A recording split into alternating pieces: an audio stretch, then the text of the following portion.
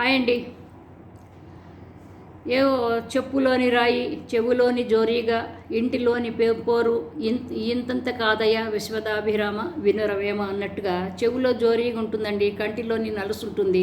ఇవన్నీ కూడా ఇబ్బంది పెడుతూ ఉంటాయి కానీ ఎదటి వాళ్ళకి మనకు ఎవరికి తెలియదు అనమాట. మనకి ఇబ్బంది పెడుతున్న మనకే మాత్రమే ఇబ్బంది తెలుస్తూ ఉంటుంది. అట్లాగూ హరిరామ జోగయ్య గారు పాపం సీనియర్ కాపు నేత. ఆయన చాలా చాలా చాలా వీటిల్లో పాల్గొన్నారు. పోరాటాలు, దీక్షలు, ఏవేవో ఆయనకి తోచిన విధంగా ఆయన కాపుల కోసం చాలా కష్టపడుతూ ఉండేవాళ్ళు. ఆయన బాగా వయసులో ఉన్నప్పుడు, ఇప్పుడు 90 ఇయర్స్ అట్లా అరౌండ్ 90 ఇయర్స్ అయిపోయినాయి. అయితే పవన్ కళ్యాణ్ మీద ఆయనకి కొన్ని ఆశలు పెట్టుకున్నాడు. ఆయన మాటికి చాలాసార్లు ఈ మధ్య ఉత్తరాలు రాశాడు. అవన్నీ కూడా మనం ఆల్రెడీ చర్చించుకున్నాము. ఇప్పుడు మళ్ళీ ఇంకొక ఉత్తరం రాస్తాడు పవన్ కళ్యాణ్కి. ఈ పెద్ద మనిషి హరిరామ జోగయ్య గారు. పని తక్కువ, పబ్లిసిటీ ఎక్కువ. అట్లా చెయ్యొద్దు. అభివృద్ధి ఏ ఒక్క ప్రాంతానికో కులానికో పరిమితం చేయొద్దు. కాపులకు 5% రిజర్వేషన్లు అమలు చేయాలి. కృష్ణా జిల్లాకు వంగవీటి మోహన్ రంగా పేరు పెట్టాలి. ఏదో చస్తుంటే సంధి మంత్రం అన్నట్టు ఏదో పాపం ఈయన డిప్యూటీ సీఎంగా ఇప్పుడిప్పుడే ఆయన పాపం ఏవో ఆ దీక్షలని ఈ దీక్షలని ఇవన్నీ చేసుకుంటూనే ఆయన డ్యూటీస్ కూడా చేసుకుంటున్నాడు పాపం. ఆయన ఏదో అసలు ఎందుకంటే చంద్రబాబు గారి లాంటి ఒక బాసు, ఒక నాయకుడు, ఒక కొలీగ్ అనుకుందాం, బాసు కాదులేండి, వాళ్ళిద్దరు కొలీగ్స్, వాళ్ళిద్దరు కూడా వేరే పార్టీ అధ్యక్షులు కాబట్టి.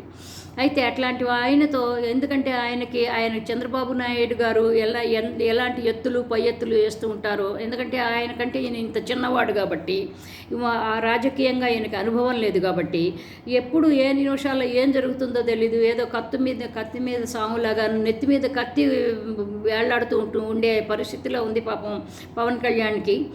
నేను ఇంకొక వివరంగా ఇది కత్తి మీద సాము అన్నట్టుగా ఎలాగూ అనేది మనం ఇంకొక వీడియోలో చర్చించుకుందాం. కానీ ఇప్పుడు ఏంటంటే ఏదో చస్తుంటే సంధి మంత్రం లాగా ఒక పక్కన ఆయన ఒక నిలబడటానికి అసలు ఆయన డిప్యూటీ సీఎంగా తీసుకున్న పోస్టుని ఆయన ఏదో చెయ్యాలి అని ఏదో తాపత్రయపెడుతున్నాడు. ఏదో పాపం ఆయనకు కూడా టైం దొరకటం లేదు. ఆఫ్ కోర్స్ ఏదో చెప్పుకున్నాం కదా మనం ఏవో దీక్షలు.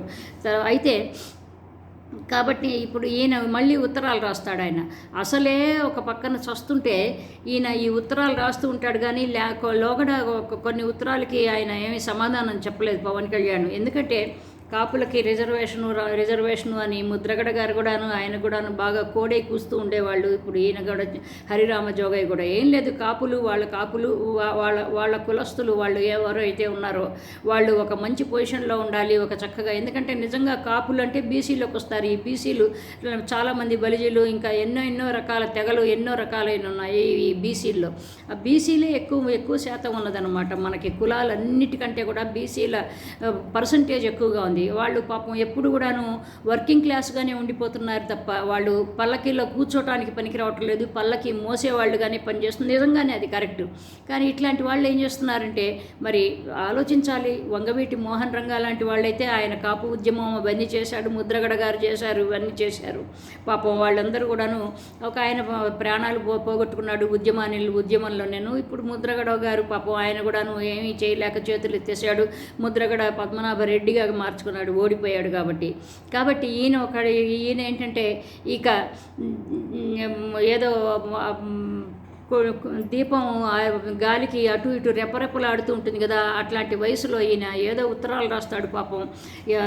రాస్తాడు కానీ పవన్ కళ్యాణ్ ఎంతవరకు ఆయనకి సమాధానం చెప్తాడు? లేకపోతే ఆయన ఇంటికి వెళ్ళిపోయి ఈయన ఇట్లా కాదు సార్ అలా చేద్దామంటే బాగుంటుంది, పెద్ద ఆయన కాబట్టి. ఎందుకంటే ఆల్రెడీ ఆయన కూడా సినిమాలు కొన్ని తీసి ఉన్నాడు. ఆయన సినిమా బ్యాక్గ్రౌండ్ కూడా ఉంది హరిరామ జోగయ్య గారికి.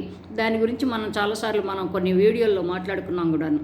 అయితే అక్కడికి వెళ్ళిపోయి తప్పేం లేదు. ఇప్పుడు మనకి ఎదటి వాళ్ళ మీద గౌరవభావం ఉండి వాళ్ళ మీద గౌరవం చూపించటంలో గౌరవభావం ఉండటం వేరు, చూపించటం వేరు. ఆయన ఇంటికి పోతే పెద్ద ఆయన హ్యాపీ అవుతాడు, నిజంగానే చేస్తాడు కావాలనుకుండొచ్చు. మరి కానీ ఏంటంటే పవన్ కళ్యాణ్ గారు డిప్యూటీ సీఎంగా ఉండి ఆయన ఎలాగో స్పందిస్తాడో ఏంటో అనేది మనం రాబోయే కాలంలో చూస్తాం. ఇంకొక మంచి టాపిక్తో మళ్ళీ కలుద్దాం. బై అండి, లవ్ యూ ఆల్, బై.